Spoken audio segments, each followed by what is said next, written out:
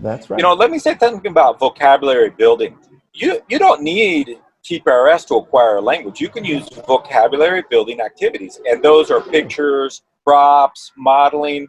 You could tell me about your family in Portuguese. You could spend an hour telling me all about your family in Portuguese. You could show me pictures of your mom, your dad, your cousins, which would be wonderful, and I would acquire the language because this is good comprehensible input. This is vocabulary building. So TPRS is not every TPRS. You don't need TPRS to acquire language, but it's the best way. It's the funnest way, the most creative way. I think the most memorable way too. So if you tell me your story about your family, you know, your mom, dad, grandma, grandpa, I'm going to be like, oh, okay, thank you, thank you.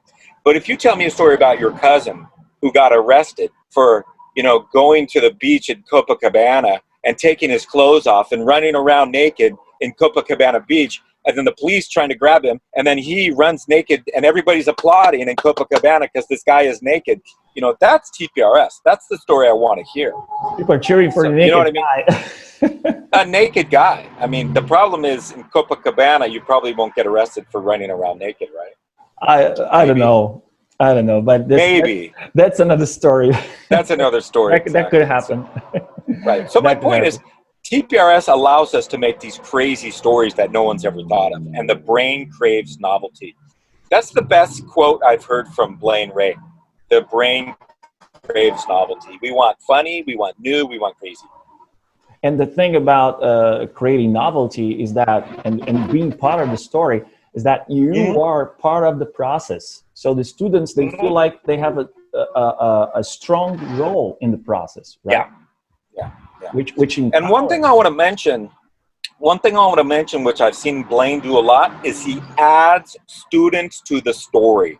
I've never done that as much as I'm doing it now. Right now, I add students to my story as soon as I can. I'm constantly adding students to the story. Because once you add a student to the story, guess what? Students listen 50% more. That's and right. It's funny. It's funny as hell.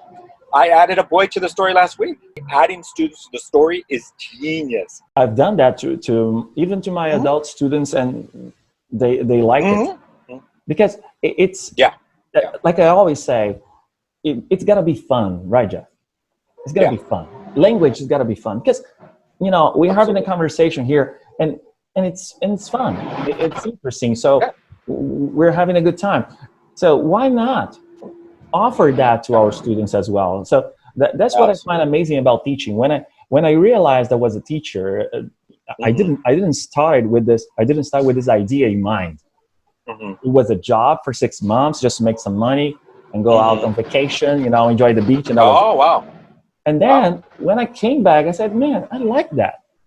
Why not keep on doing it? So then I did it. So that was fun.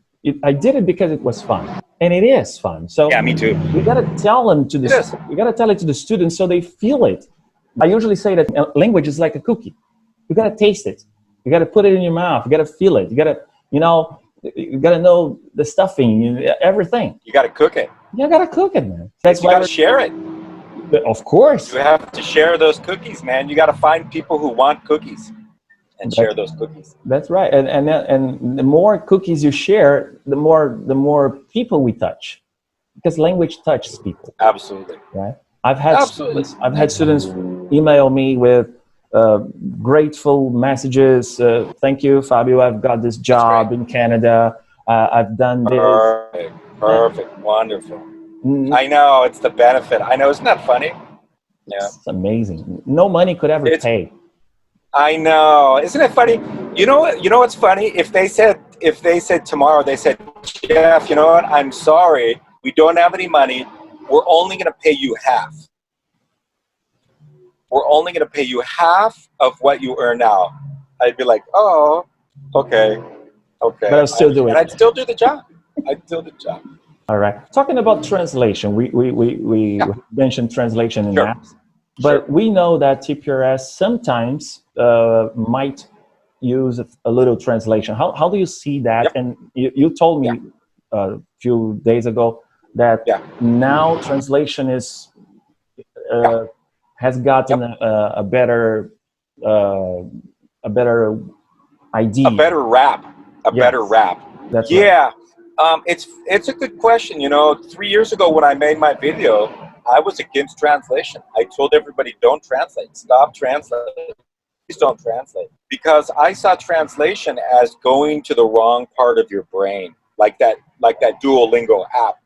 And then I went to a couple more TPRS workshops, and they do translate, but you know what? I would say it's 1% of the time.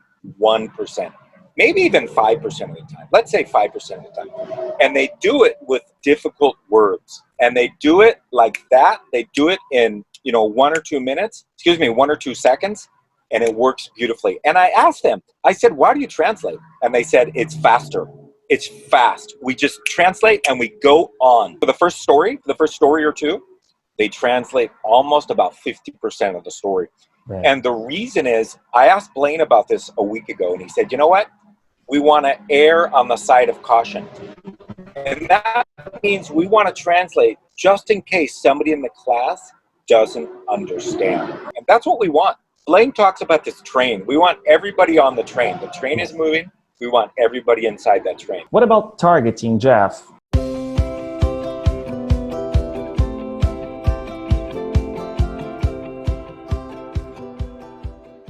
There is something I feel that is a big disservice to language. It's like, today I'm going to tell you only about the present. So we create boxes and cages of verb tenses. Right. I find this is not good, because whenever the person wants, but I would like to say something about yesterday. And then, no, today you're not talking about the past. We're only talking about the present. Tomorrow we'll talk about the future. Then we talk about the past. Well, only next year, maybe, you get to talk about the past. And then the guy will watch a show on TV, but they're talking about the past. I so wish I could say that in the past. Right. Why? Why do people do that? Yeah, that's another question. That's $1 million question. I love that question. Okay, so 10% targeting is okay. But as a teacher, know that if the target you're looking for, you're not there, just keep going. Don't go back on it. For example, I'm using the verb to be right now. We have a brand new class started 2 days ago. I'm using the verb to be. So I am, you are, he is. So I know my target is the verb to be.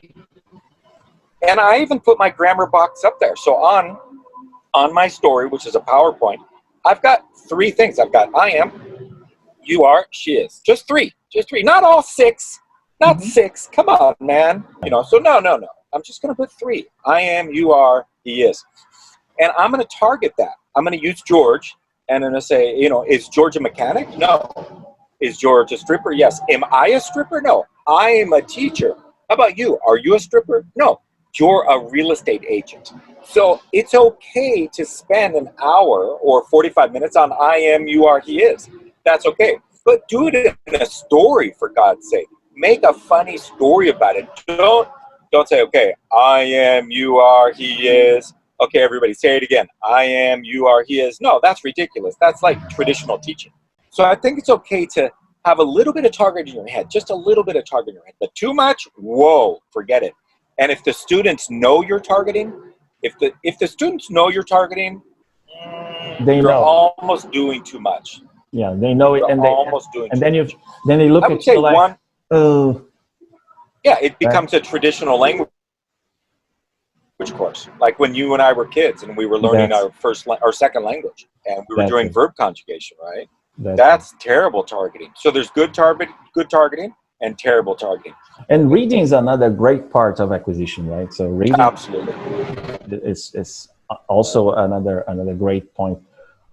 Here, I usually tell my students, I do the TPRS, and then I give them the text. So we read that together. And when they read it, they feel it. They feel like, well, it sounds like another story, but it is the same story. I said, because of course, the storytelling part is more fun. And it does help acquisition, because they're reading, they can see the structure, the verb structure. They can see the verb structure.